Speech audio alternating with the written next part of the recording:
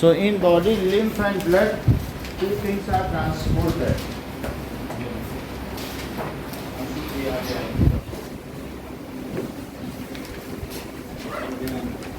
इसमें प्राइस नहीं है।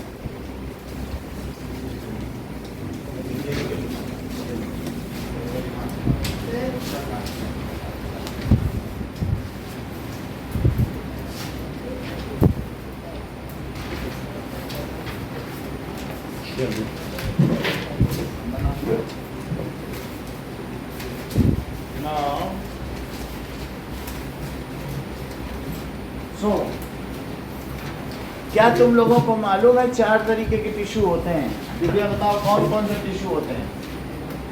एक तो सबसे पहले एपिथेलियल होता है जो पैकिंग के काम आता है। डिफरेंट ऑर्गन्स को कौन पैक करता है? एपिथेलियल। सबसे पतला एपिथेलियल टिश्यू यहाँ पर चीफ के जो अंदर इनर लाइनिंग उसमें होता है, ठीक है, स्क्वैमस एपिथेलियल जो भी हो। इसके बाद क्या मस्कुलर होता है, मसल्स होते हैं कि नहीं। और तीसरी चीज क्या होती है? कनेक्टिव। तो कनेक्टिव है और चौथा नर्वस है। तो इसी में एक कैटेगरी ब्लड की भी है, ठीक है, दैट इज एरियोलर टिश्यू होता है ना। तो एरियोलर टिश्यू का ही क्या है? डेंस और एरियोलर है। और दूसरा कौन सा है बताइए? ठीक है, कई तरीके के एरियोलर टिश्यू है, तो इसी में से जो है वो ब्लड है। इसके बारे में अलग से देख लेंगे। तो अब जरा देखिए कि body in multi cellular organism,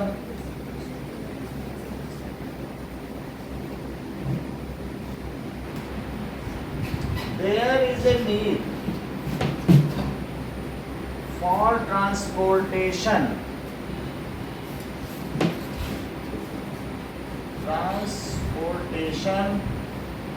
of O2, nutrients, water to each cell, हर एक सेल को देना है। and also need to transport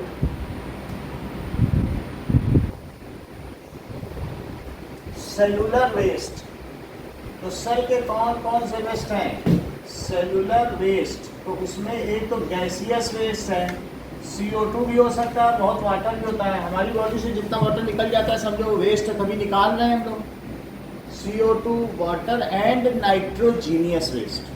nitrogen भी ऐसा होगा ना, एक्स्ट्रा अमीनो एसिड हमारी बॉडी नहीं रखती है, ठीक है। And nitrogenous waste and nitrogenous waste out of body. तो इस फॉर्म को कौन फुलफिल करता है?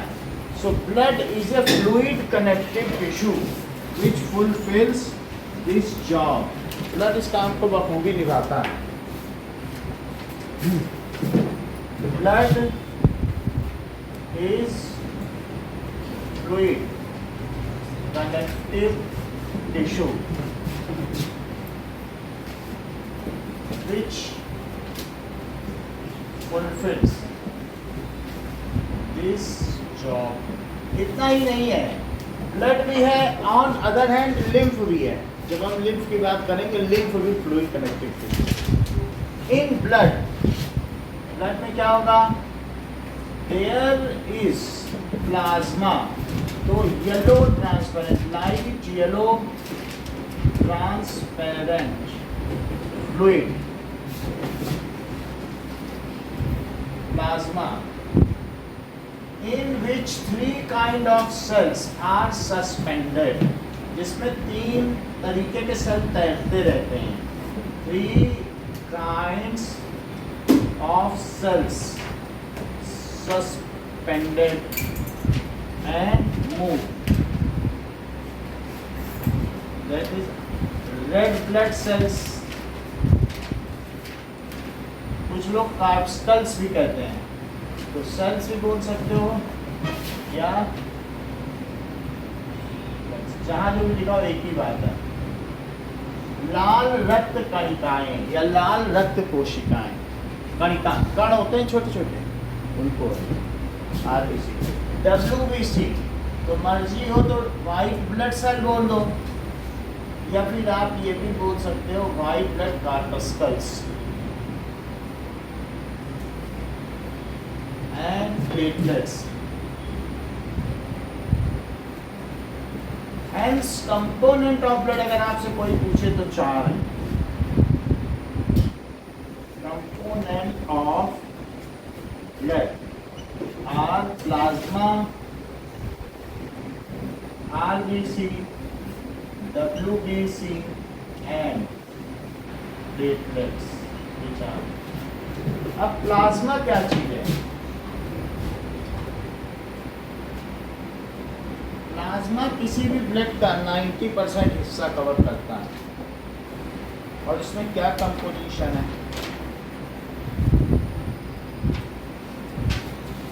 Okay, now it is the liquid part of blood.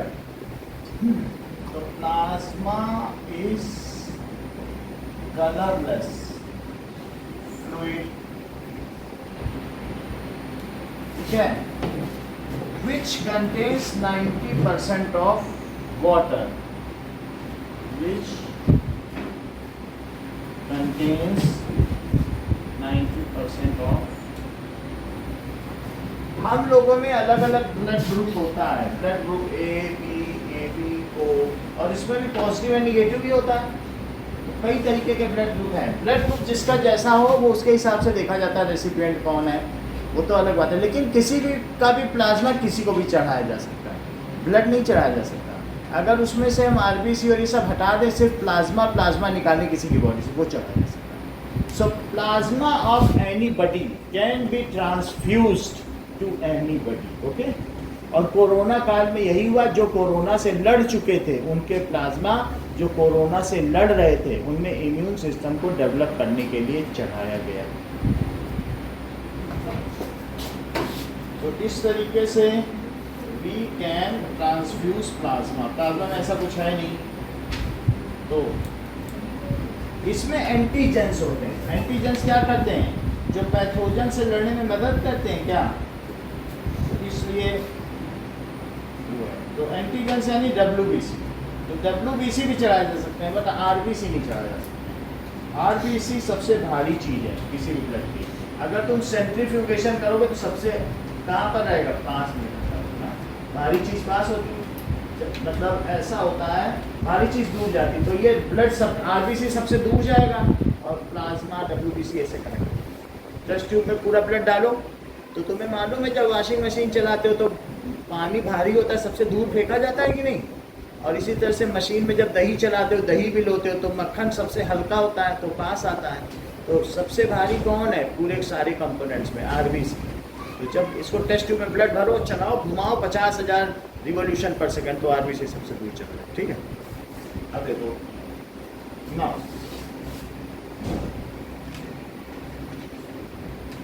Packet of plasma. कभी भी तुम कभी हॉस्पिटल में जाओगे तो तुमको इस तरीके का पैकेट दिखेगा, लोग ले जाते हुए एक जगह से दूसरी जगह। तो ये चढ़ता है प्लाज्मा। तो अगर ब्लड नहीं मिल रहा है तो लोग प्लाज्मा ही चढ़ा देते हैं, बाकी ब्लड बनेगा। कम से कम उसकी जो कमी वो तो पूरी हो जाए। मान लीजिए ब्लड लॉस हो गया और तुमको ब्लड नहीं मिला तो चढ़ा। तो दिस इज प्लाज्मा। ये येलो तरीके का है। तो अगर येलो लिख दिया जाए तो गड़बड़ नहीं है, येलो होता है, येलो लाइट येलो कलरलेस होता है। या ट्रांसल्यूसेंट, अर्धपारदर्शी को क्या कहते हैं? ट्रांसल्यूसेंट। 3 अलग अलग चीजें। एक ओपेक है, तो ओपेक का मतलब अपारदर्शी, और ट्रांसल्यूसेंट का क्या मतलब है? अर्धपारदर्शी। और ट्रांसपेरेंट पारदर्शी। समझ आया? अपारदर्शी, अर्धपारदर्शी और पारदर्शी। तो आप ये कह सकते हैं अगर ये कह रहा है कलरलेस है, लाइट येलो कलरलेस फ्लूइड या कुछ भी लिख दीजिएगा तो चलेगा, ठीक है। ट्रांसल्यूसेंट, ट्रांसल्यूसेंट क्या बताया? अर्ध पारदर्शी। चलो, it contains 90% water and all the dissolved nutrients. हाँ क्या जी? इसको कहते हैं कार्पस्कल्स, कणिकाएं। ठीक है, तो ये कौन सी हुई? दैट इज लाल रक्त कणिकाएं। इसमें क्या है कि ऑल द न्यूट्रिएंट्स, कौन कौन से न्यूट्रिएंट्स डाइजेस्टेड फूड के, तो ऑल न्यूट्रिएंट्स कौन कौन से? एग्जाम्पल ग्लूकोज, ठीक है, fatty acid, glycerol, amino acid और कुछ तरीके के प्रोटीन भी, कुछ प्रोटीन को भी ये ले जा सकता है, and few kind of proteins.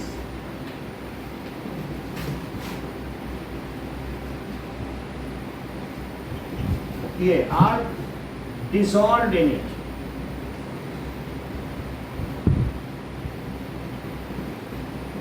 ठीक है, तो and transported by it, ठीक है। in addition, जो वेस्ट, नाइट्रोजीनियस वेस्ट, मान लो तुम्हें बॉडी से कुछ चीजें निकालनी है, तो नाइट्रोजीनियस वेस्ट उसका क्या है? NH2 CO NH2 ये यूरिया भी है, इसका नाम कार्बन एंड कंपाउंड रखेंगे, urea, nitrogenous waste urea. Common salt या different kinds of salt, dissolved salt, also transported through it,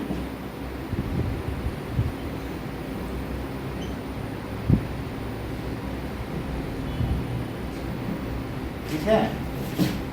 RBC, WBC and platelets, इसी में क्या होते हैं? सस्पेंडेड होते हैं and moves. RBC, WBC and platelets are suspended in it. Suspended का मतलब है तैरते रहते हैं, ये चीज है।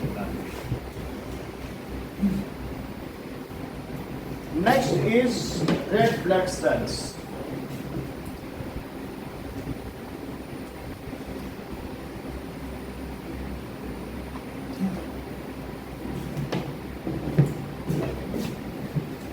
ऑनलाइन में कौन है?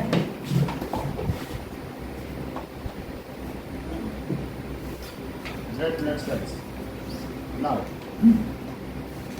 It is red in colour. क्यों रेड होगा? In colour due to haemoglobin, due to respiratory pigment, haemoglobin.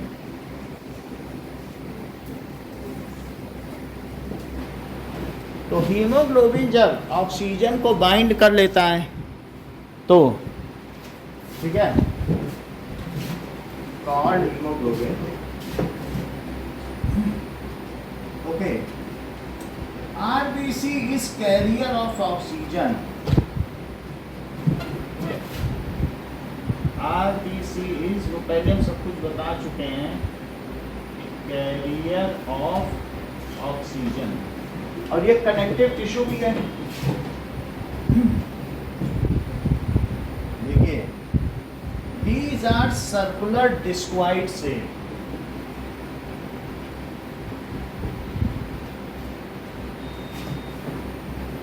Disc like, having depression in centre, having कुछ डिप्रेशन भी होगा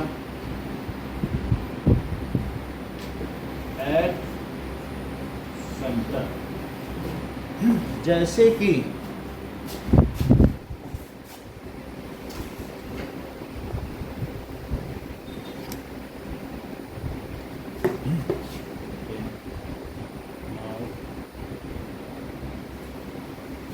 कंपोनेंट ऑफ ब्लड देख रहे हैं।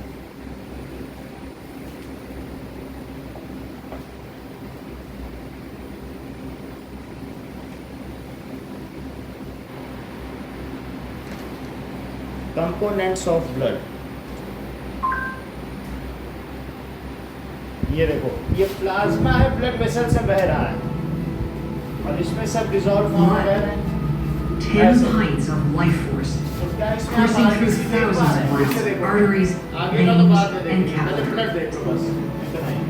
तो आप इसमें आरबीसी देख रहे हैं, Blood, 10 WBC pints of life force coursing through thousands of miles, thriving. ये Our red RBC blood cells carry oxygen and ये nutrients. ऑक्सीजन में जाते हैं, तो ये डिस्क लाइक है, Our platelets ये stop प्लेटलेट्स bleeding है and help to heal our wounds. और ये Our white WBC। cells protect us against infection. So that is, इसमें डिप्रेशन होता है और इसी में it is non nucleated and ये इसमें न्यूक्लियस नहीं होता और ये बोन मैरो पे बनाया जाता है, बोन मैरो भी दिखाएंगे। We are having 3 million red blood cells in human. It is non nucleated and having life of 4 months, having life of 4 months. It is produced in bone marrow. Bone के बीच है जो एक space होता है ना, उसी को मैरो कहते हैं, bone marrow.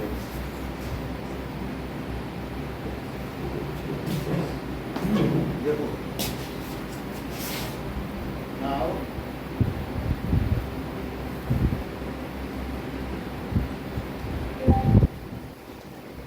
red blood cell in bone marrow।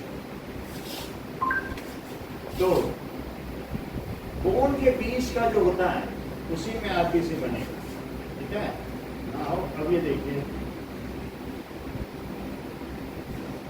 Blood has been called the river of life, transporting various substances that must be carried to one part of the body or another. Red blood cells are an important element of blood. Their job is to transport oxygen, bone marrow of ये देखो bone, कहाँ लिखा है, stem cells in the red इसके bone अंदर का जो portion है वो मैरो कहलाएगा। Vegas bone के rods अंदर का जो are खाली हिस्सा है ना, common elements in तो blood. If a stem cell commits to becoming a cell, ये फीमर हड्डी है, ये अल्ना है, ये femur ulna tibio fibula, the इन सभी formation के बीच में of a कुछ red हॉलो blood हॉलो होगा, cell takes about उसी 2 उसको days. बोन मैरो The कहेंगे, body उसी में makes about 2 million red blood cells. नहीं every कैसे बोन के अंदर का जो हॉलो पोर्शन है दैट इज बोन मैरो। तो it is produced in bone marrow, 4 महीने इसकी लाइफ है, ठीक है, और 3 मिलियन ब्लड सेल्स होते हैं। सो if we are donating blood, so this is of 4 types। 4 types है कि क्या है, A positive, A negative, B positive, B negative, उसका अलग चार्ट है जो कि हम इवोल्यूशन में पढ़ेंगे, ठीक है। AB positive, AB negative, O positive, O negative. तो there are different types of bloods and the correct kind of blood is only to be transfused. It should be free। ये किसी भी तरीके की कंटेजियस डिसीज और कुछ चीज़ें भी नहीं होनी चाहिए। तो हेल्दी पर्सन कैन ओनली, जो एड्स जिसमें वो ब्लड नहीं दे सकता किसी को, ये भी बात है। तो कैसा ब्लड देना चाहिए, सही ब्लड होना चाहिए। So if we are donating blood to anybody, our loss can be recovered within 4 months।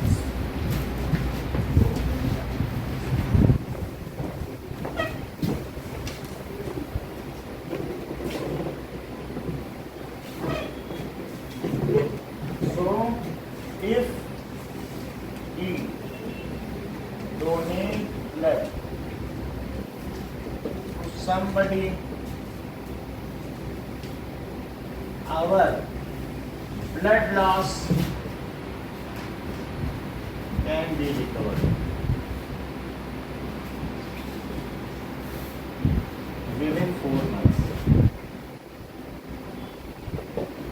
तो ब्लड का काम क्या है, सिर्फ इतना ही काम है, ऑक्सीजन को यहाँ से वहाँ कैरी करना। WBC, white blood cell,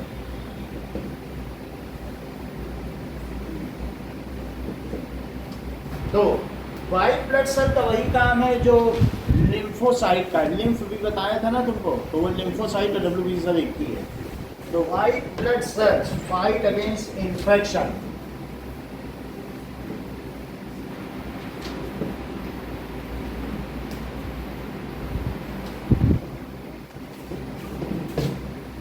Infection and protect us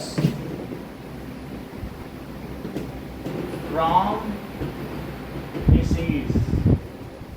जब तुम्हारे कहीं पर वूंड होता है, तुमको मालूम है कहीं कहीं पे वाइट पस आ जाता है, ऐसा होता है क्या? वाइट पस निकलने लगता है, या कहीं दाना निकलता है, कुछ फोड़ा निकलता है तो पस आ जाता है। वो पस क्या है? वाइट ब्लड सेल का सामने millions of white blood cells, और कुछ नहीं, क्योंकि उसको वो ठीक करने के लिए वहां बैठे हैं कि जल्दी ठीक, ठीक है। और जो हम लोगों को पेन होता है या जलन होती है या इस तरीके का कुछ भी होता है, तो हिस्टामिन एक तरीके का प्रोटीन है, वो हीट प्रोड्यूस करता है कि वो जल्दी हील हो जाए। तो हम लोग सोचते हैं जलन के लिए कुछ लगाए, ये चीज़ होती है। तो वही जो भी कहीं पर अगर आपको वाइट पस निकल रहा है, समझो वाइट ब्लड सेल निकल रहा है। दही और इन सब पे खाने से डब्ल्यूबीसी बढ़ जाता है। डब्ल्यूबीसी बढ़ाने के लिए क्या? कर्ड का, है ना। तो white blood cell fight against infection and protect us from disease. So they increase our immune power, increase our immune power by fighting against pathogens। Patho का मतलब है रोग, पैथोस का क्या मतलब है, और प्लस जन का मतलब है जनरेटर। पैथो, पैथोलॉजी वर्ड कभी पढ़ा है? रोगियों का आवास, पैथोलॉजी।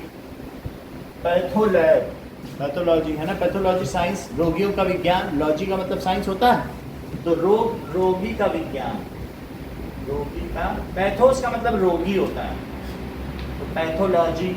पैथोलैब भी सुना होगा, पैथोलैब में हमने अपना ब्लड टेस्ट कराया, सब जगह पैथोलैब। और इसका मतलब है रोग को जनरेटर, तो डिसीज जनरेटर, जो डिसीज को जनरेट करे वही तो माइक्रोब होता है। माइक्रोब का मतलब है माइक्रो ऑर्गेनिज्म, है ना। तो बहुत तरीके के वायरस, बैक्टीरिया, यही सब तो माइक्रो ऑर्गेनिज्म होते हैं कि नहीं होते हैं? They generate. तो इनसे कौन लड़ता है? डब्ल्यूबीसी। डब्ल्यूबीसी में क्या होता है? एंटीजन। क्या होता है? एंटीजन या एंटीबॉडी, एंटीबॉडी भी होगी। तो एंटीबॉडी फाइट्स अगेंस्ट पैथोजन, ठीक है। तो डब्ल्यूबीसी कंटेन्स एंटीबॉडी। एंटीबॉडी अच्छी चीज है। एंटीबॉडी का इसका लिटरल मीनिंग ना लिया जाए, जो बाहर की फॉरेन बॉडी से लड़े। एनी गुड, ठीक है, प्रोटीन विच, या प्रोटीन कई तरीके का होता है ना, लाइसोसोम में भी तो प्रोटीन है, एंजाइम नहीं होता है क्या, वो लड़ता नहीं है। तो any good kind of protein which fights against pathogen, उसे एंटीबॉडी करें, ठीक है। So good protein digestive protein है, प्रोटीन विच फाइट्स अगेंस्ट, जो किससे लड़े, विच फाइट अगेंस्ट पैथोजन। तो इसमें क्या पाया जाएगा? Contains antibody.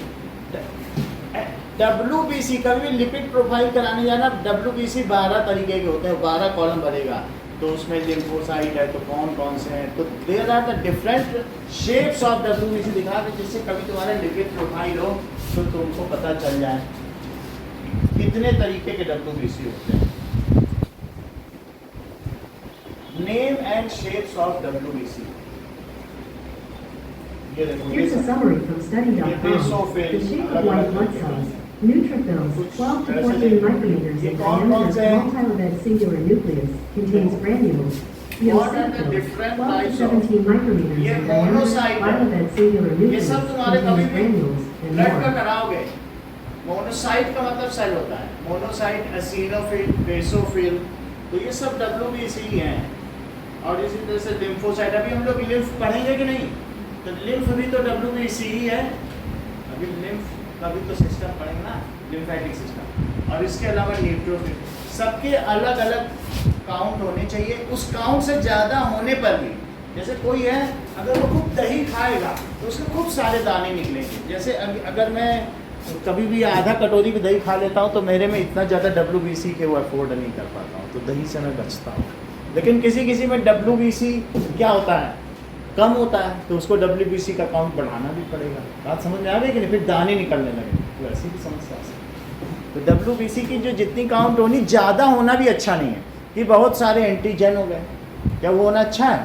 तो जितना जिसका काउंट होना चाहिए उतना ही होना चाहिए। ओके, तो अब जरा देखें, तो ये पैथोजन से लड़ता है and it has many types. अभी नाम तो बताने की जरूरत नहीं, इसिनोफिल, और जैसे तुमने देखा बेसोफिल, न्यूट्रोफिल, इज़राइल लिम्फोसाइट, यही सब तो इसके नाम हैं। तो it is of various types and shapes, इतना ही लिखना ठीक है, of various types and shapes.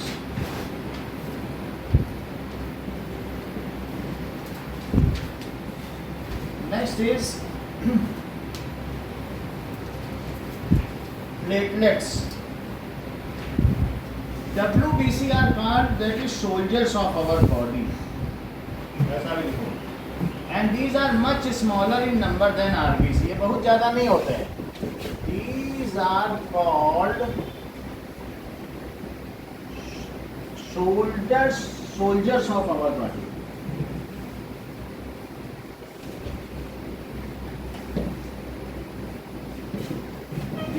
Are much smaller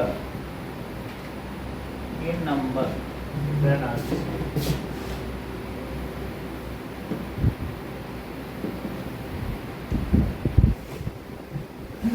Platelets, जैसे अगर दूध से पनीर बन गया तो उसका प्रोटीन क्या, एक साथ प्रोटीन क्या होता है तुम्हें मालूम है? जब अंडा तुम गर्म करते हो तो अंडे को उबालने से या बॉईल करने से वो क्या जम जाता है। तो अंडे में क्या होता है, एक एल्ब्यूमिन होता है, और अंदर में ये क्या होता है बोलो, जो येलो पोर्शन है उसे क्या कहते हैं, योग। तो एल्ब्यूमिन में सब जो होते हैं ये फोल्डेड प्रोटीन होते हैं। लेकिन अगर वो खुल जाए, प्रोटीन अगर खुल जाए तो अब काम नहीं करता। वैसे प्रोटीन जो होता है ना, प्रोटीन तुमको मालूम है छोटे छोटे दानों से बना होता है कि नहीं? ये प्रोटीन हमने बताया था, अमीनो एसिड की माला होती है प्रोटीन, ऐसा बताया था है कि नहीं? लेकिन इतना ही नहीं है, ये फोल्डेड में होता है। ये कैसा होता है बताइए? अब एक बार नहीं फोल्डेड होता है, प्राइमरी फोल्ड, फिर वो फिर से फोल्ड होगा। जैसे एक स्प्रिंग है फोल्डेड, उसको आपस में मोड़ दो, फिर 4 स्प्रिंग मोड़ दो, फिर 6 स्प्रिंग मोड़ दो, तो उसमें प्राइमरी, सेकेंडरी, टर्शरी और क्वार्टरनरी फोल्ड होता है। फोल्ड होने के बाद एक रस्सी को ऐंठो तो क्या वो फिर से उसी के ऊपर लपेटने लगती है, और फिर से दोनों को मिला के ऐंठो तो फिर लपेटने लगेगी क्या? तो ऐसे में जब तुम्हारी बॉडी का 1 या 2 डिग्री टेम्परेचर बढ़ता है तो क्या होगा बोलो? ये जो प्रोटीन फोल्डेड है तभी फंक्शनल है। अगर ये खुल जाएं तो ये काम नहीं करते हैं। Only folded protein. तो जब तुम अंडे को गर्म करते होगे तो क्या वो प्रोटीन फोल्ड होता होगा कि खुल जाता होगा? खुल जाता है। Temperature, protein are temperature sensitive and pH sensitive. अगर तुम्हारी बॉडी का पीएच बैलेंस बिगड़ा तो कहीं जाए इसका पीएच बिगड़ गया, जल्दी जल्दी ये करो वो करो। टेम्परेचर, तो डॉक्टर कहेगा अरे इसको एंटीपायरेटिक तो दो पहले। पायर का मतलब चिता होती है। बॉडी का टेम्परेचर बढ़ गया तो बोलेंगे इसको एंटीपायरेटिक दो, हीट कम। तब प्रोटीन तो कम से कम फोल्ड हो, अपने काम पे तो लौटे, वो हड़ताल पे चले गए। तो प्रोटीन तुरंत सबसे पहले 1 डिग्री टेम्परेचर इधर उधर खुल जाएंगे, कहीं हम तो काम नहीं करेंगे, हमको टेम्परेचर दो। We are temperature specific and pH specific. 2 काम सही दोगे तो हम हमेशा वफादार रहेंगे, लेकिन न दो तो नहीं करेंगे। तो जब वो खुल जाएंगे तो एक जाल बना देंगे, क्या नेटवर्क बना देंगे, यही एल्ब्यूमिन है। खुलने के बाद वो क्या होगा, फिर वो तैरेंगे थोड़ी, सब रस्सी खोल दो, उलझा दो तो क्या बहुत बड़े में नहीं आ जाएगी। एक होता है गट्ठर बना हुआ, तो सब उलझ जाएगी, तो उसमें फिर जो छोटे छोटे और सेल्स हैं वो तैर नहीं पाएंगे, फंस जाएंगे जो जहाँ पे।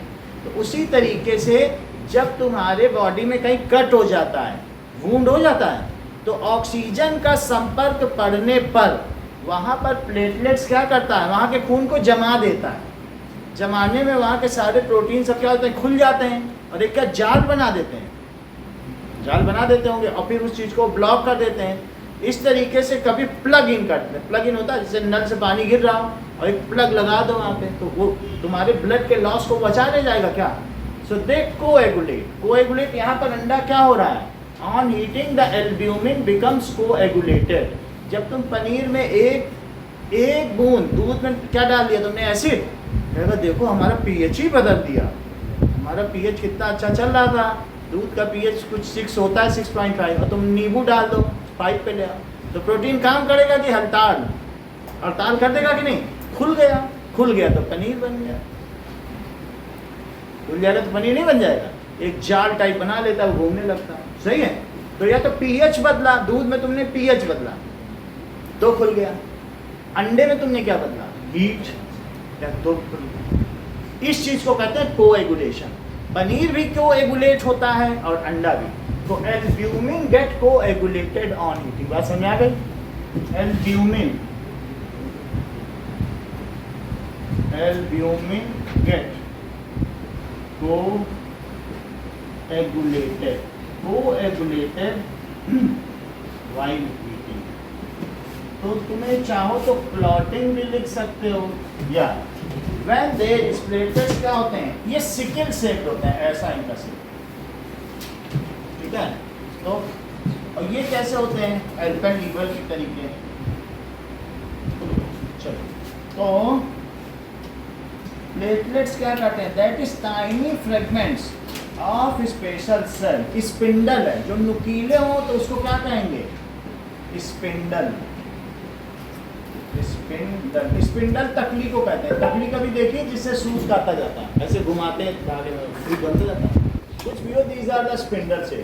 तो प्लेटलेट्स भी बोन मैरो में पाए जाते हैं। और ये बताइए WBC के बारे में और एक बात लिख लीजिए कि WBC आर न्यूक्लिएटेड। अब इनके बारे में देखिए, these are tapered at both ends।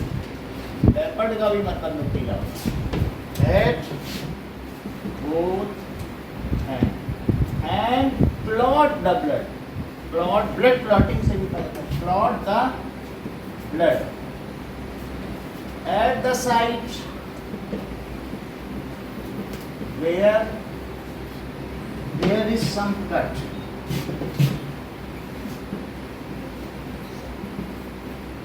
some cut कहाँ पर? in blood vessel।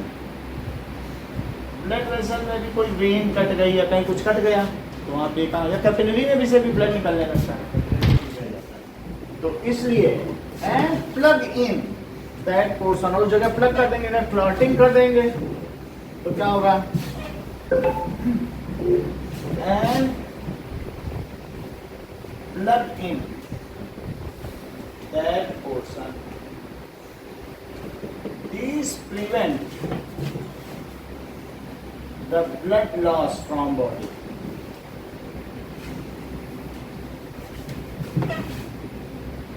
देखो वेन से कटना पे जल्दी आसानी से नहीं होगा, लेकिन अगर कैपिलरी पे कट रहा है तब तो आसानी से काटेंगे। वेन कोई काट ले तो क्या सोचोगे आराम से कट कर देगा? क्या नहीं कर पाएगा ना।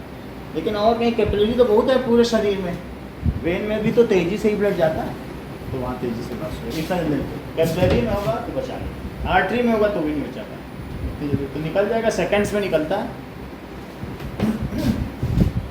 नाउ अब देखिए, ये भी बोन मैरो में ही बनता है।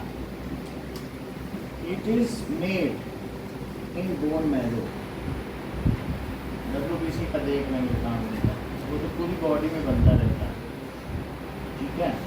सो इतना इसमें जरूरी है। Now functions of blood, functions of रुधिर के कार्य। ब्लड को रुधिर भी कहते हैं।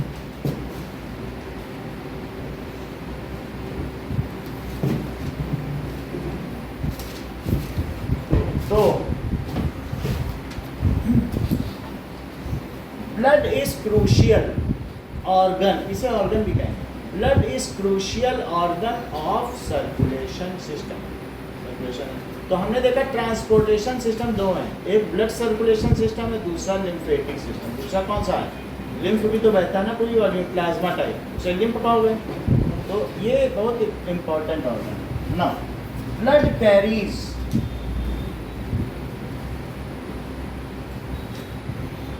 O2 फ्रॉम पल्मोनस, तो ये पल्मोनस से कहाँ तक ले जाएगी? पल्मोनस to cellular side.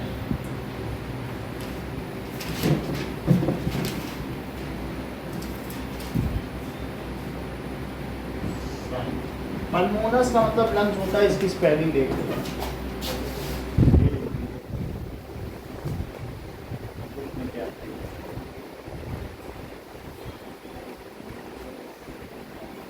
पल्मोनस Meaning of pulmonary.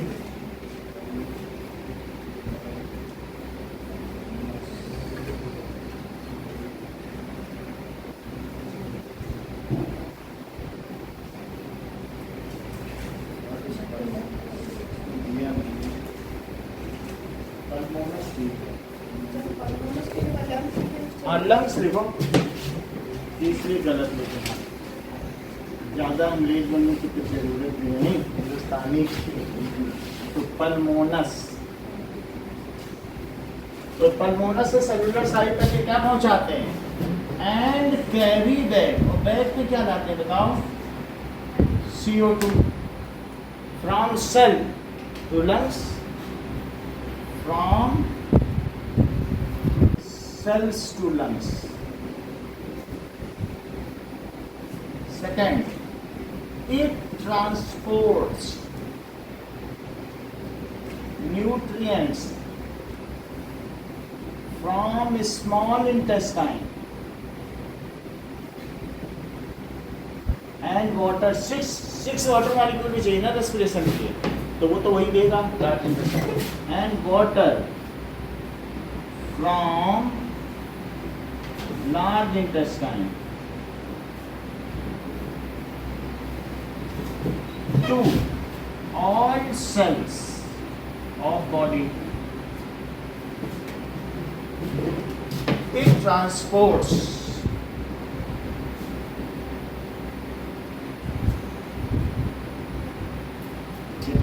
करेगा, that is nitrogenous waste.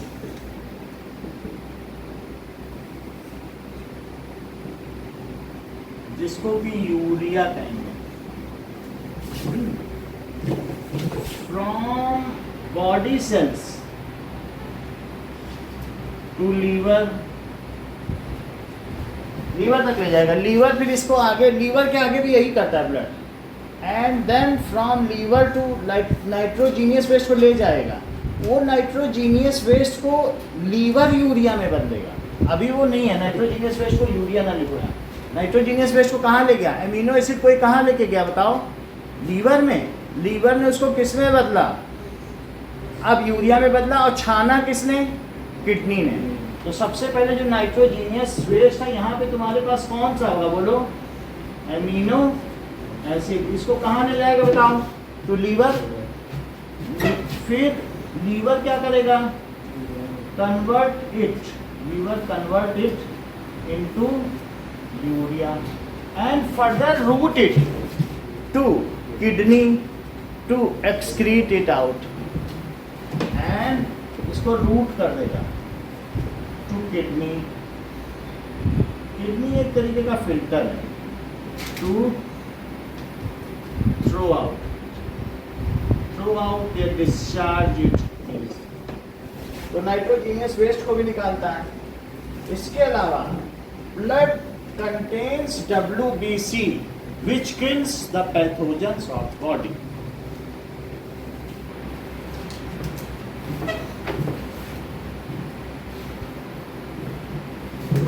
It helps us to fight against disease as it contains WBC. Blood helps us to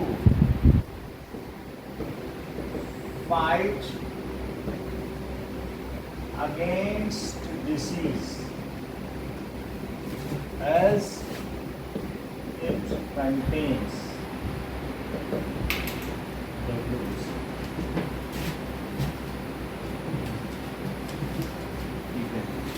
it regulates the body temperature.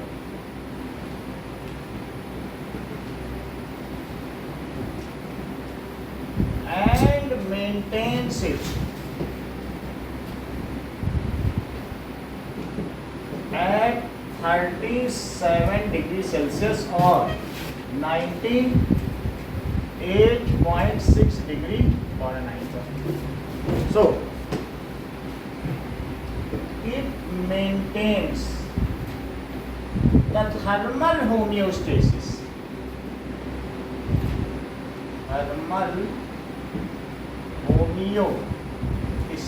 Static का मतलब एक जैसा बना, homeo का मतलब है जो भी बॉडी से related, thermal homeostasis of body.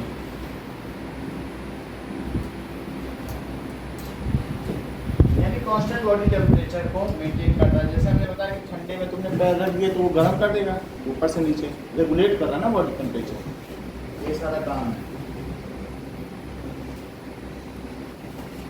Also blood का एक और काम है जो तुम कंट्रोल एंड कोऑर्डिनेशन चैप्टर में पढ़ोगे, जो कि इस समय हटा दिया गया है। तुम्हारे पिट्यूटरी ग्लैंड इसी तरीके से हाइपोथैलेमस, थैलेमस और थाइमस और कई तरीके की हैं, बहुत सारी ग्लैंड्स हैं, एड्रिनल। तो ब्लड का काम है वहाँ से हार्मोन लेके पूरी बॉडी में उसके टारगेट ऑर्गन तक पहुँचाना। ऐसा कभी भी नहीं हुआ है कि ब्लड हमारे यहाँ से जो है टेस्टोस्टेरोन ले जाओ यहाँ मूछें उगा दे। कभी हुआ है किसी की यहाँ मूछें उग गई या यहाँ मूछें? इसका जो टारगेट ऑर्गन है वहीं मूछें उगे, जहाँ तुम्हारे चोटी लंबी होनी है वहीं लंबी हो, और इन्हीं लंबी हो सकती ऐसे लंबी हो जाए। समझ में आई बात कि नहीं? तो इसका काम है हार्मोन को ले जाना और उसके टारगेट ऑर्गन ये जो भी है ना वहाँ तक उसको ले जाना। ठीक है। So blood carries, blood transport hormone from its उसको ले जाता है जो भी ग्लैंड्स टू टारगेट ऑर्गन।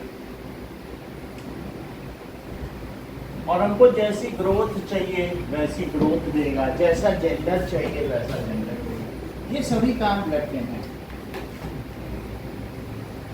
अब देखिए ब्लड की तो हमने बात कर ली। हम लोगों ने देख लिया जो ह्यूमन ट्रांसपोर्टेशन सिस्टम है वो दो तरीके का है।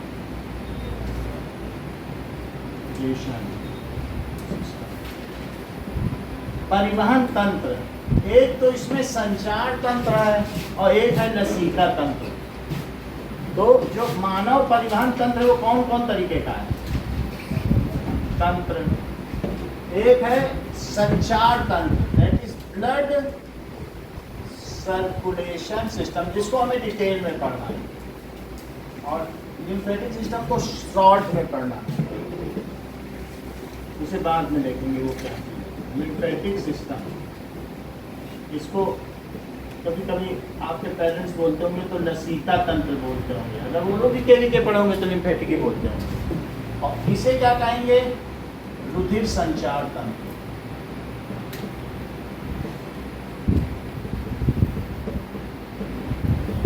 अब जरा देखो, ब्लड सर्कुलेशन सिस्टम में हम लोगों ने ब्लड पढ़ लिया है।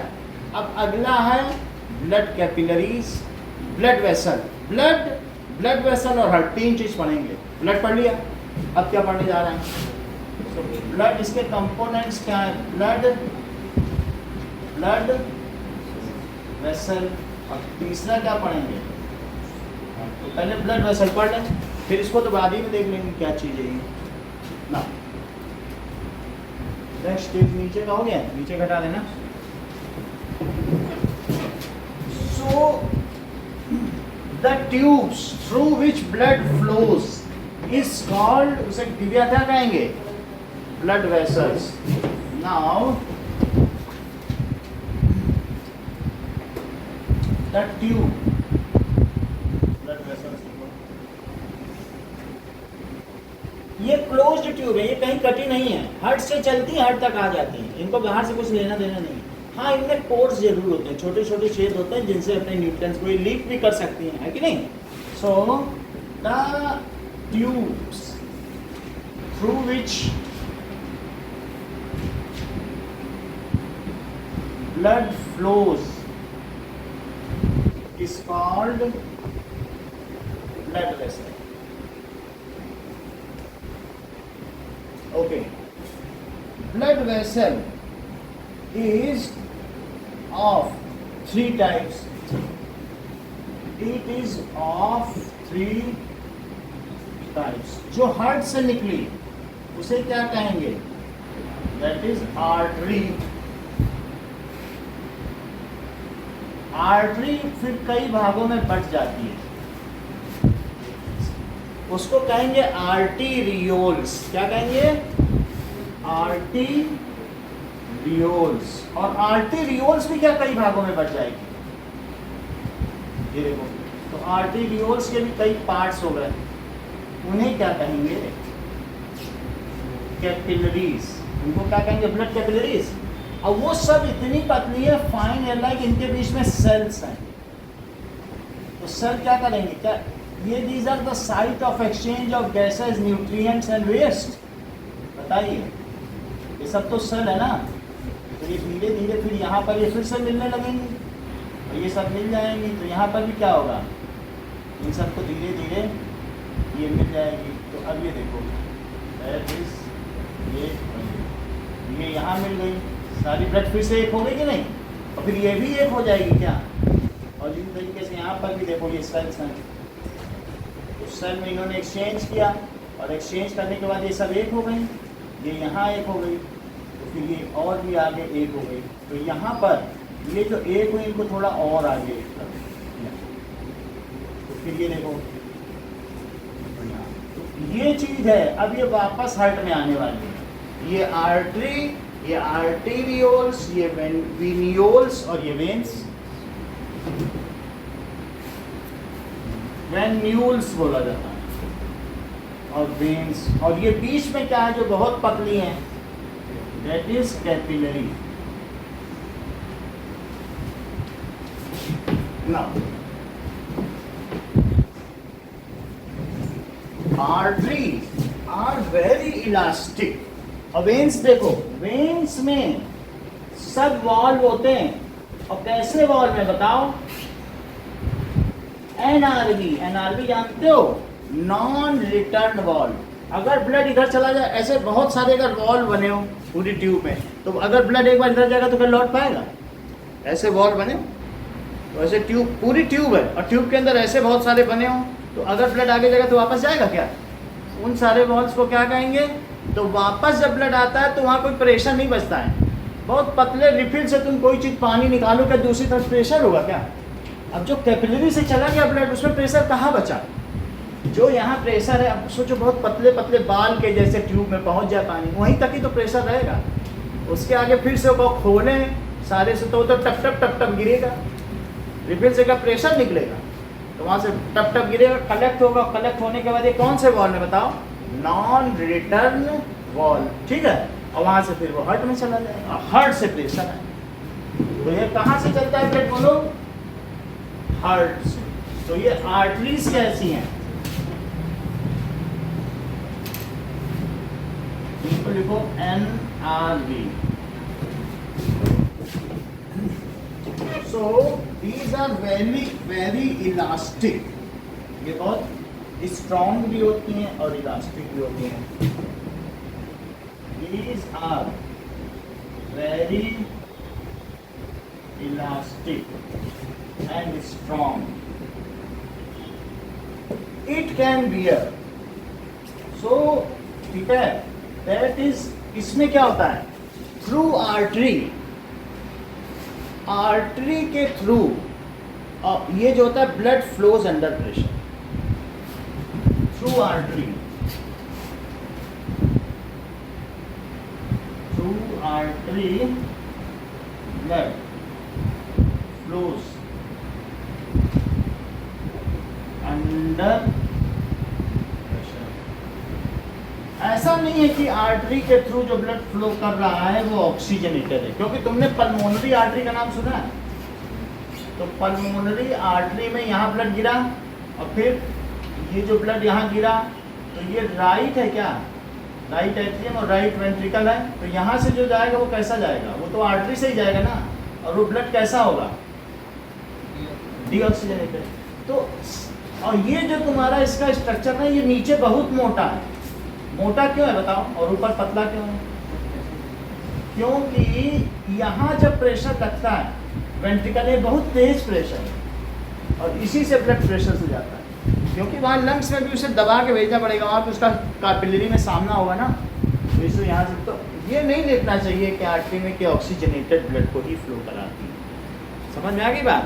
बस इतना लिखना काफ़ी है कि इनसे प्रेशर में फ्लो करता है, और ये 500 किलो का वजन सह सकते हैं। आर्टरी पर लटका दो 10 आदमी को तो लटके रहेगा। हर्ट से जो निकल रही ना आर्टरी, तो वीडियो में दिखा देंगे 10 आदमी लटके मजे से लटकते हैं। So it can bear a load of 500, इतनी ज़्यादा इसमें। दूसरी चीज, इसमें ब्लड प्रेशर में फ्लो करता है। अब next is veins. So when blood returns to heart back, बोलो इधर सुजैन लौटा था क्या हार्ट, जब जब भी हार्ट में लौटेगा तो वो किसके द्वारा लौटेगा, वेन्स के द्वारा। ये भी पल्मोनरी वेन थी। जब ब्लड हार्ट से जाता है, when heart goes out from blood through artery, क्या ऐसा लिख दिया है कि नहीं, ऐसा नहीं लिखा है, ये लिखना चाहिए था। When blood goes out of heart then it is through artery. When जब अंदर जाएगा तो वी इन, हम अंदर आते हैं, वी इन अंदर आएगा तो वेन के थ्रू आएगा कि नहीं आएगा। तो यहाँ क्या लिखते हैं बताइए, when blood goes out from heart, heart तो एक पंप है ना, हार्ट तो एक पंपिंग ऑर्गन है, heart it is through artery. तो heart receives blood through veins. Veins क्या काम करती हैं, ये धमनी है, कोई धमनी बोले तो समझ लेना आर्टरी की बात कर रहा है, और शिरा बोल दे तो क्या समझ लेना, वेन्स की बात। So blood returns to heart, ठीक है, and it is with no pressure, इसमें कोई प्रेशर तो होगा नहीं, ठीक है, with no pressure through veins. It contains non-return wall,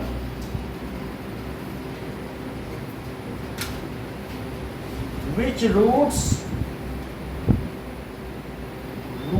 blood to heart।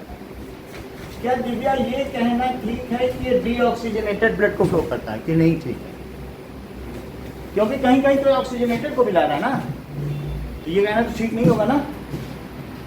Okay, अगली चीज,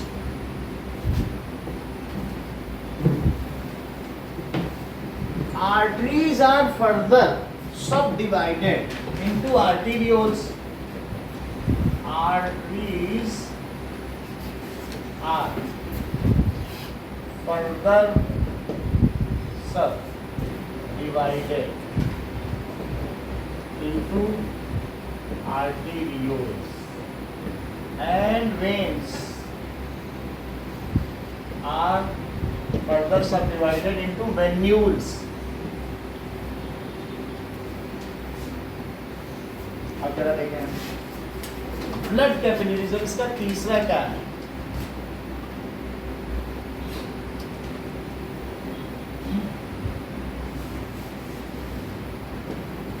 these are one cell thick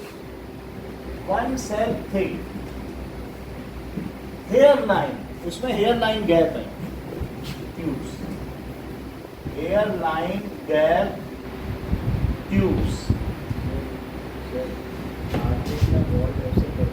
हाँ, उसमें बॉल की कोई ज़रूरत नहीं, वहाँ तो प्रेशर से बहेगा। अब यहाँ पर प्रेशर नहीं रहा तो कहीं लौट ना जाए, तुमने पता चला हाथ उठाया है नीचे गिरा है तो वो फिर हार्ट पे कैसे जाए, प्रेशर तो है नहीं। एनआरबी के तो पीछे से धक्का दिया तो आगे बढ़ा, फिर वहाँ रहेगा ना। तो आर्टरी में ये देखो वेन है, तो वेन में अगर मैं ये कहूँ इस तरीके से, यहाँ पे एक ट्यूब है और फिर अगली ट्यूब, तो ये इसको मदद करेगी ना, क्योंकि इससे यहाँ आ गया तो लौट नहीं सकेगा, ये पिछड़ जाएगी। जैसे साइकिल की बॉल होती है ना, तो ये नॉन रिटर्न बॉल ऐसे आगे आगे बढ़ता जाएगा, हार्ट में चला जाएगा। यही चीज़ तो है ना। अगर एक चीज़ कोई चीज़ इधर आ गई तो क्या वापस जा पाए? नहीं जा पाएगी ना। यही एनआरबी है, तो थ्रू आउट बना होता है एनआरबी, उसमें नहीं होता। आर्टरी में एनआरबी की जरूरत नहीं, वो तो प्रेशर से फेंक रहा है। अब देखो ये हेयर लाइन थिक ट्यूब्स हैं which are present in a web-like manner throughout body, and these are the site of exchanges of nutrient, water, gases and wastes. Right? These are present as web-like, जाल की भांति throughout body.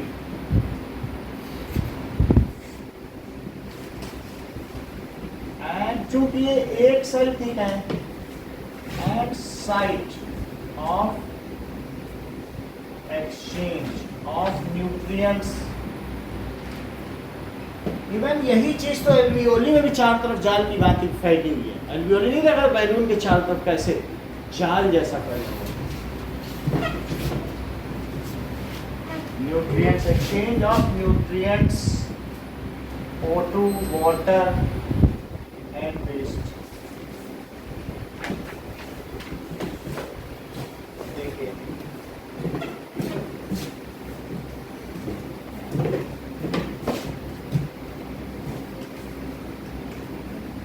अब heart देख लें तो heart is main pumping organ. तीसरा component है इस सिस्टम का, heart is main pumping organ of transportation system या सर्कुलेटरी सिस्टम। अभी सर्कुलेशन की बात कर रहे हैं, सर्कुलेटरी सिस्टम। इट इज, ये क्या करता है, इट बीट्स या having rhythmic contraction and dilation tirelessly throughout life। जब तुम फीटस थे ना, फीटस में ही हार्ट का जन्म हो जाता है। जब बच्चा 2 महीने का हार्ट बन गया, थोड़ा बढ़ गया, जब ऑर्गन बन गया तो 1.5 महीने में बन जाता, 2 महीने में तो उसका जेंडर भी आ जाता, 1.5 महीने में हार्ट बन जाता। और तब से जब तक हमारी मृत्यु नहीं होती तब तक ये बिना थके बिना रुके अनवरत धड़कता रहता है। तो it is having rhythmic contraction and dilation। Expansion भी कह सकते हो, डायलेशन बुक में लिखा है, कॉन्ट्रैक्शन एंड एक्सपेंशन, ठीक है, थ्रू आउट लाइफ। इसे जस्ट नहीं है, tirelessly। It is made of cardiac muscle।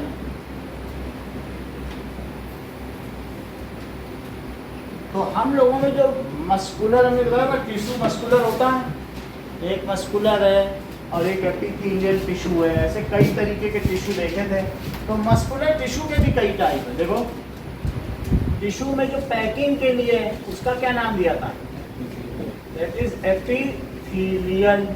जो हम लोगों के ब्रेन में है या जो कोऑर्डिनेशन करता है वो नर्व है क्या, नर्वस टिश्यू। और तीसरा कनेक्टिव, कनेक्टिव में बहुत कुछ है, जैसे बोन है, कार्टिलेज है, एडिपोज टिश्यू है, जो पैकिंग वैकिंग है सबको इसमें डाल दिया। इसी तरीके से और टेंडन, लिगामेंट, वो सब अलग अलग है। इनके जब हम पूरा खोलेंगे तो बहुत कुछ होता है। टेंडन और लिगामेंट और ब्लड भी है। और चौथी चीज क्या है बताओ, कनेक्टिव क्या? Muscular tissue, muscle. तो मस्कुलर टिश्यू के भी 3 है। एक कैसा है बताइए? दैट इज स्ट्रिएटेड ना, स्ट्रिएटेड है, स्ट्रिएटेड या स्ट्रिप्ड। और दूसरा स्मूथ है, और तीसरा क्या है? कार्डियक। स्ट्रिएटेड हमारे वॉलंटरी काम के लिए, हाथ पैर चल रहा है, ये ताकत है उठाना, स्ट्रिएटेड है। और जो पेरिस्टाल्टिक मूवमेंट है, विसरल ऑर्गन। विसरल ऑर्गन का क्या मतलब है? ऑटोनॉमस कोऑर्डिनेशन सिस्टम, अपने आप हो रहा है। क्या तुम उसमें कुछ चेंज कर सकते हो पेरिस्टाल्टिक मूवमेंट में? वो स्मूथ वाले चला है। जो हमारी बॉडी में विसरल ऑर्गन है, विसरल ऑर्गन का मतलब समझते हो कि तुम्हारी आंखों पे अगर रोशनी पड़ी तो प्यूपिल का साइज छोटा हो गया, टीयर गिर गया, तो ये सब कौन चला रहा है? अपने आप चलते हैं। तो वो किन से बने हुए हैं? क्या उसमें तुम्हारी इच्छा चल पाती है? वो नॉन वॉलंटरी मसल्स हैं, उनमें धारियां नहीं होती हैं। और जबकि स्ट्रिप्ड में क्या होती हैं? धारियां होती हैं। ये स्पिंडल शेप भी होते हैं, तुमको पता होता है इनका शेप कैसा होता है। और स्ट्रिप्ड का तुम्हें ध्यान आ रहा है, ऐसे ऐसे है, और उनमें धारियां होती हैं कि नहीं, ऐसे ऐसे। मल्टी न्यूक्लिएटेड भी होते हैं, बहुत सारे न्यूक्लियस होते हैं। इसमें तुम्हें मालूम है कैसा होता है? ऐसे स्पिंडल शेप होता है और यूनि न्यूक्लिएटेड होते हैं। अब कार्डियक में सिलेंड्रिकल हैं, लेकिन क्या ये ब्रांच्ड हैं? अगर ध्यान हो तो ऐसे होता था कि नहीं?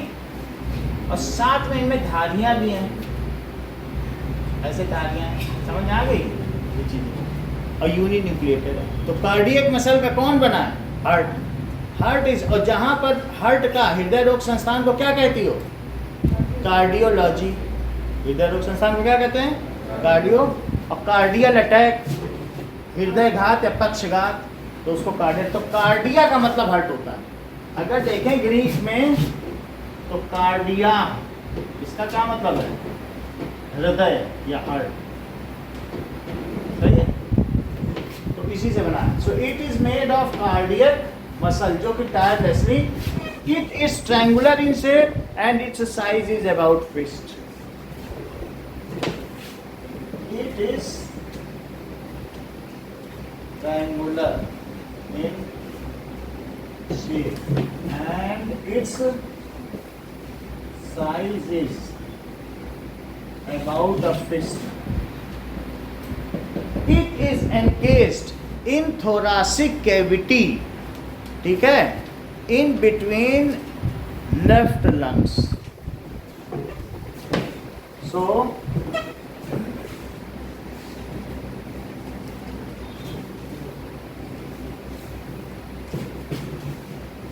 it is encased in thoracic cavity under left lung. It is most efficient, जो भी है पंपिंग ऑर्गन, हैविंग 4 चैम्बर। कितने चैम्बर का है बोलो? ये इट इज एनकेस्ड, किसके बीच रखा हुआ है? जैसे तुम्हारी अंगूठी किसी डिब्बे में एनकेस हो, तो वैसे ही हार्ट भी कहीं रखा है। So it is 4 chambered. 4 chamber क्या है? Right atrium, right ventricle, left atrium and left, and most efficient pumping system among all. हम में और पक्षियों में 4 चैम्बर हार्ट किसमें होगा? That is Aves and mammals. So 4 chamber and most efficient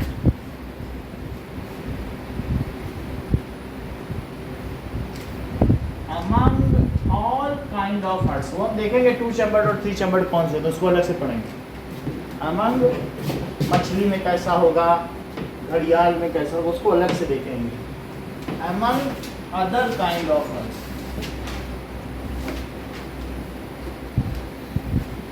अब जरा देखें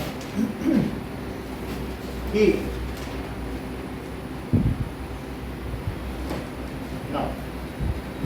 सीधी बात हो गई।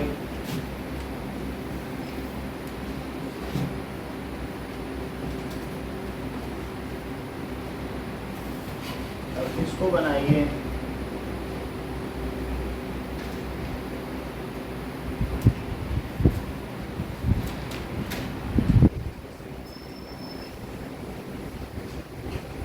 ठीक है, तो सबसे पहले हार्ट में 2 चैम्बर होंगे।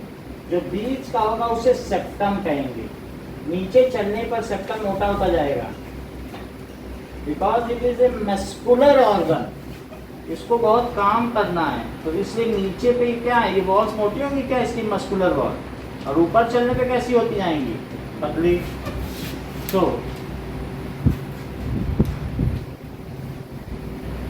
ऊपर चलने पर वेंट्रिकल की बहुत मोटी मोटी होती हैं, और ऐसे चलने ऐसे। अब जरा देखो, यहाँ से ये जो ऊपर का चैम्बर है ये वीना कावा है। तुम लोगों ने अलग से भी देखा होगा कि ये लोअर वीना कावा ने ऊपर ऊपर से यहाँ कौन है, यहाँ से आएगा।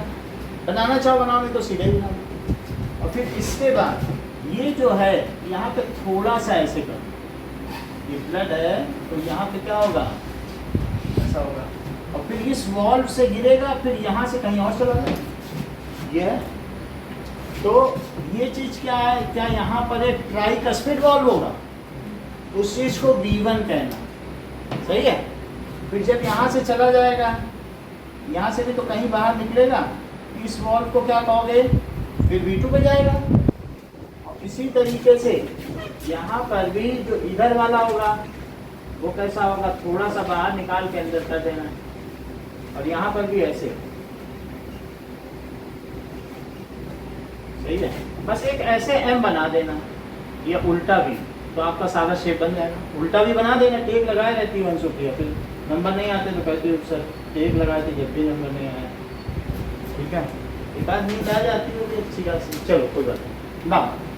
ये V2 है, फिर V3 कहाँ है, और V3 वॉल्व के 2 नाम बताओ जरा। और सही, तो ये V3 है। तो यहाँ पर भी जो अंकुर, ये क्या चीज है, इसका भी तो नाम बताओ। पल्मोनरी वेन हो गई, फिर यहाँ से गिरेगा, ये V3 वॉल्व हो गया, और यहाँ से भी ब्लड जाएगा। ये कौन सा वॉल्व है, V4 आवर्टिक वॉल्व। 4 वॉल्व हो गए। तो ये हार्ट का डायग्राम है, ऐसा तुम्हें बनाना होगा चक्की। ठीक है, अब जरा देखें, इसमें चारों वॉल्व के नाम लिखे, और ये चीज क्या है बोलो, दैट इज सेप्टम। ये बीच वाली, ये जो बीच में ये क्या है, जो कि लेफ्ट साइड के हार्ट को राइट साइड के हार्ट से अलग करे, उसे क्या कहेंगे, सेप्टम कहेंगे। अब जरा देखो, ये है muscular wall, muscular wall, this is Veena कावा, दिस इज लोअर वीना कावा, and this is upper vena cava, है कि नहीं। vena cava is main vein, main vein तो तुम्हें पता चल गया, यहाँ से ब्लड आएगा, चाहे यहाँ तो बना दो बॉल, नहीं बनाना कोई बात नहीं। अब इसको क्या कहेंगे, दिस इज, चूंकि लेफ्ट में पढ़ रहा है तो राइट एट्रियम। वेंट्रिकल की स्पेलिंग उत्कर्ष गलत लिखी है, देख के लिखा करो, बोर्ड पे भी लिखो। ये नहीं है कि वेंट्रिकल, ऐसे नहीं होता है, इससे कोई समझ नहीं पाता। तुम किसको धोखा दे दोगे अगर ऐसे लिखो, वेन करके तुम ऐसे लिख दोगे तो क्या स्पेलिंग सही हो जाएगी, गलत तो गलती रहेगी। तो इसलिए राइट क्या हुआ, वेंट्रिकल। इसको अलिंद कहते हैं, इसको निलय, जिसमें से निकले आने वाले को अलिंद, और इसको निलय। अच्छा, ये अभी अंकुर ने क्या बताया, इसका भी नाम लिखा जाए, that is pulmonary, pulmonary vein. ये क्या चीज है, राइट में पढ़ रहा है तो left atrium, this is left ventricle. अब जरा देखिए, कुछ चीजें और देखी जाए। ऊपर तक हो गया होगा, नोट कर लिया। हार्ट का बस करना है।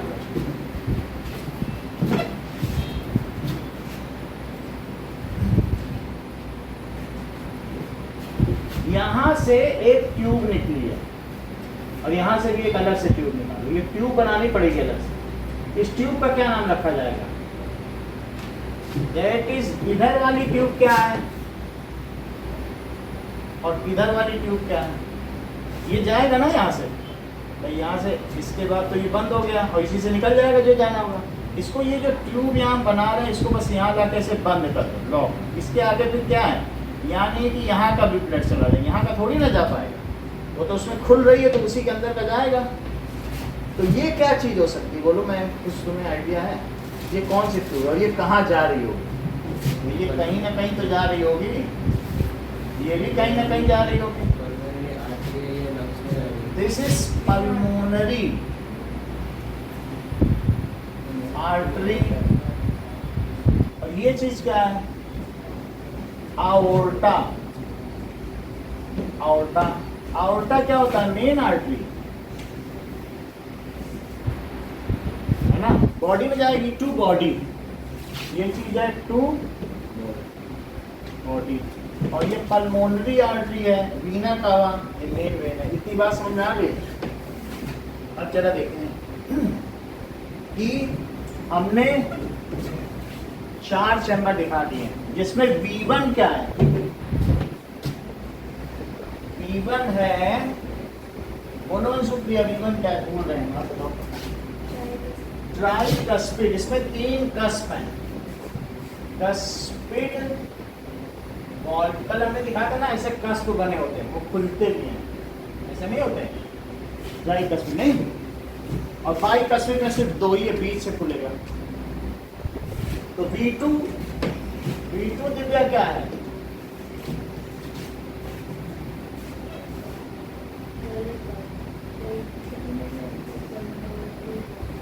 Pulmonary wall.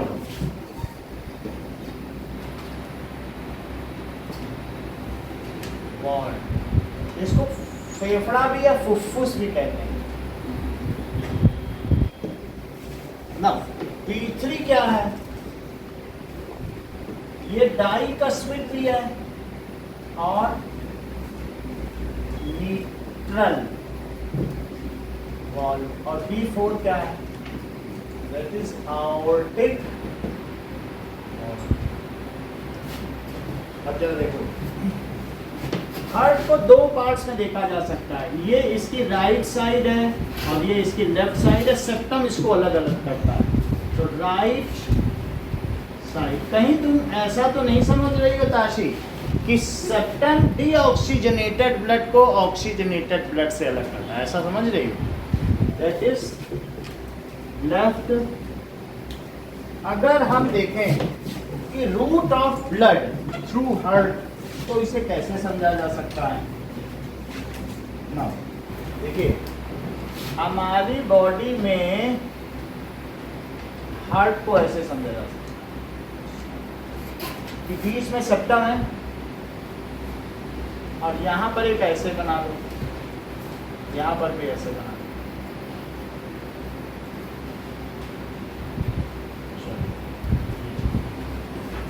तो दिस इज बॉडी और दिस इज लंग्स। तो बॉडी से जो डीऑक्सीजनेटेड ब्लड आया वो कहाँ गिरा?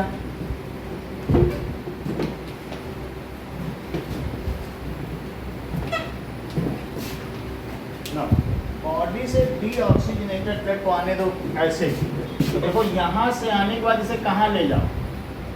यहाँ पे। और V1 वाल्व के थ्रू ये कहाँ गिरा? यहाँ गिरा, सही है।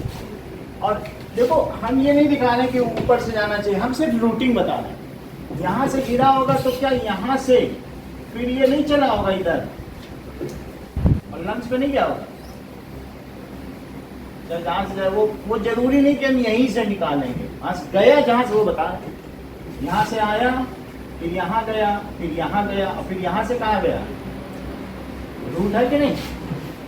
तो यहाँ से यहाँ आया, गिरा, फिर यहाँ से यहाँ गया, और लंग्स से कहाँ जाएगा बोलो?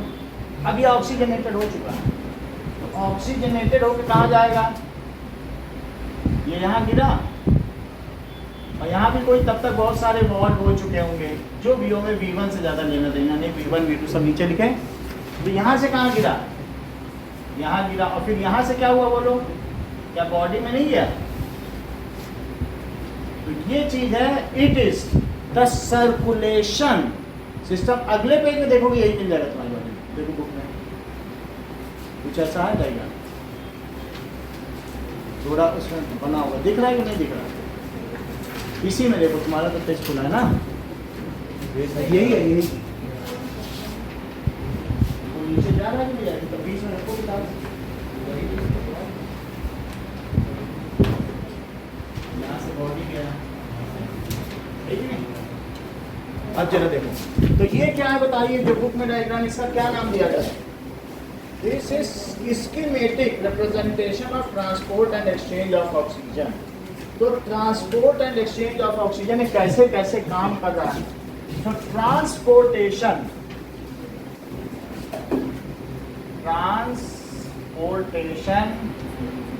Of blood through heart and body. वास्तव में ये जो चीज दिखाई गई है, ऑक्सीजनेटेड एंड डीऑक्सीजनेटेड ब्लड के बारे में दिखाई गई है। फिर से देखो, तो ये जो है इसको क्या कहते हैं? ऊपर वाले को, एक होता है सिस्टेमिक सर्कुलेशन, और एक क्या होता है बताइए? There are two kinds of circulation. तो एक है सिस्टेमिक और एक है, देखिए, two kinds of pulmonary circulation. तो जो बॉडी में जाए उसे क्या कहेंगे? Systemic circulation. हार्ट से बॉडी, बॉडी से हार्ट, इसे क्या कहेंगे बताइए? सिस्टेमिक। हार्ट से गया बॉडी, बॉडी से हार्ट, इसे क्या कहेंगे? Systemic circulation. और हार्ट से लंग्स, लंग से हार्ट, पल्मोनरी सर्कुलेशन। क्या कहेंगे? Pulmonary circulation. इतनी बात समझ आ गई? So let us write in heart two kinds of circulation are there. वो कौन कौन से हैं?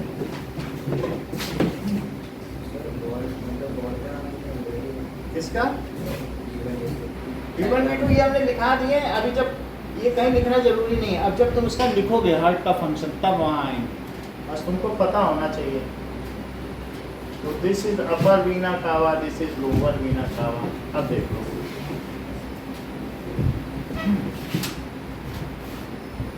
कि यहाँ पर एक इधर निकल गया और एक इधर निकल गया, तो यहाँ पे वॉल्व है, ये वॉल्व यहाँ खुल रहा है और एक वॉल्व यहाँ भी खुलेगा। तो इनके क्या नाम है? This is aorta and this is main artery, और ये है पल्मोनरी। चंद्रशेखर जी, पल्मोनरी क्या है? वेने की आर्टरी जानते हो इसका मतलब? तभी पर्पजली तुम गलत बोलते हो ना, तुमको मालूम है कि हार्ट से जाएगी तो चीज आर्टरी से जाएगी, नहीं? आर्टरी से जाएगी, वेन से कहाँ से चली जाएगी? ये चीज होगी। अब ये देखो, V2 V3 के हमने सबके चीजें लिख दी, अब आगे देखिए कि what does it mean by pulmonary circulation?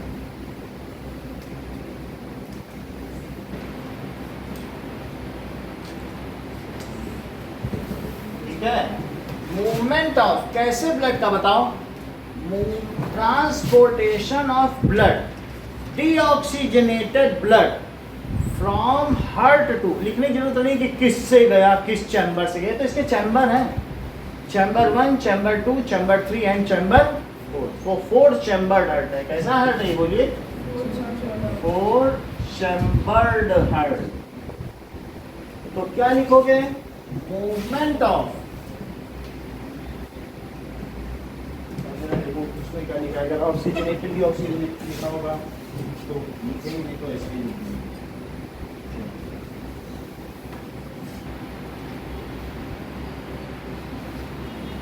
देखो पाथवे ऑफ, जो पाथवे है या मूवमेंट भी लिख सकते हो, तो pathway of blood from heart to lungs, heart to lungs and back,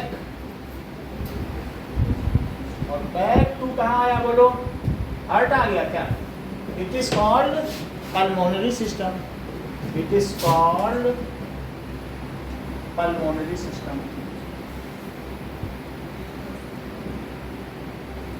अच्छा, what does it mean by systemic circulation?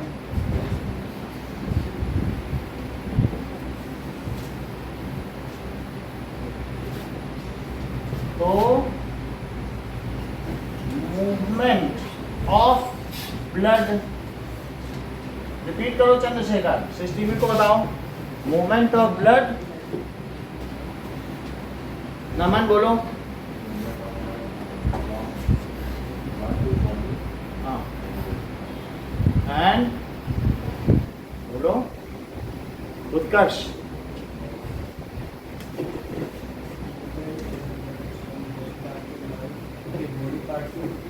Body part से करो, गलत बता रहे, बोलो। हाँ, लंग्स पे चला दोगे सिस्टम में, चमड़े का सिक्का होगा। हाँ बोलो। Heart to body, body to, ये पर लिखा भी तो है। Movement of blood from heart to body and, ठीक है, from body and back to heart is called systemic circulation. Systemic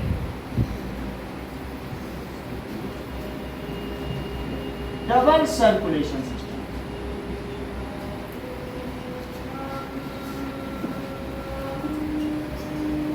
ये देखो, ये हार्ट है, तो अब हार्ट में ब्लड आया बॉडी से, बोला मैं आ गया, तो उसने कहा ठीक है तुम आ गए तो जाओ, फिर से जाओ, फिर से भेज दिया उसको। ये नहीं कि आ गया तो चलो अच्छा आ गया, चलो फिर से, बॉडी में नहीं भेजा। आने के बाद उसको कहाँ भेजा? लंग्स में। बोला तुम लंग्स में जाओ, लंग्स से बोला अच्छा मैं आ गया, अब जाओ बॉडी में। तो व्हेन ये blood moves through body once, it moves twice through heart. Heart में आया, फिर गया, और फिर आया, तब भेजा गया। 2 बार आया क्या? हार्ट में 2 बार आया। बॉडी में जाने से पहले हार्ट में कितनी बार गिरा? 1 बार बॉडी से आया और 1 बार लंग से आया। When blood moves once through body, it moves twice through heart. मछली में ऐसा नहीं होता है, 1 बार गिरा तो बोला भेज दिया, बोला लिंग्स उससे होकर लंग से होते हुए तुम चले आना। बोलो ये कोई बात हुई क्या? तो ये वंस है। तो अगर हम देखें जो डबल चैम्बर्ड होते हैं उनमें, या जो 3 चैम्बर्ड होते हैं उसमें वो वंस होता है, और जो 4 चैम्बर्ड होते हैं उसमें 2 बार गिरता है। So when blood moves once through body, it comes twice to heart, it is called double circulation system. When blood moves once through body,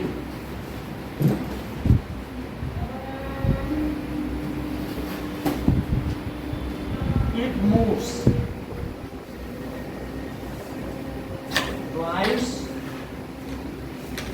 through heart. It is called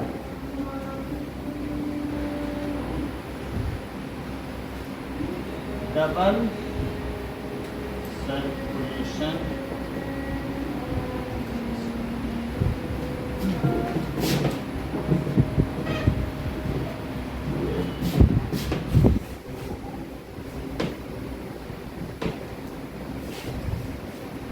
right components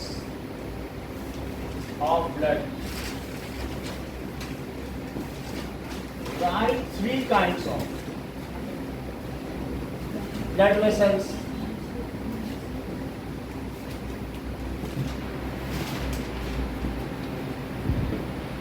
Write 4 functions of blood. हाँ सिर्फ नाम लिखना है और एक ये diagram बनाना है बिना देखे खुद बनाना है. That is transportation of blood through heart and body. Make diagram. अगर आपके पास ब्लू एंड ब्लैक पेन नहीं है तो आप एक तरफ डॉटेड डॉटेड बना दो और लिख दो डॉट इज ब्लू और गोल्ड इज रेड. ऐसा भी तो कर सकते हो. तो make diagram of blood circulation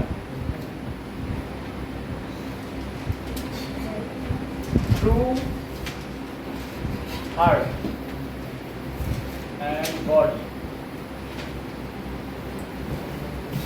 यही सवाल करो कि नहीं.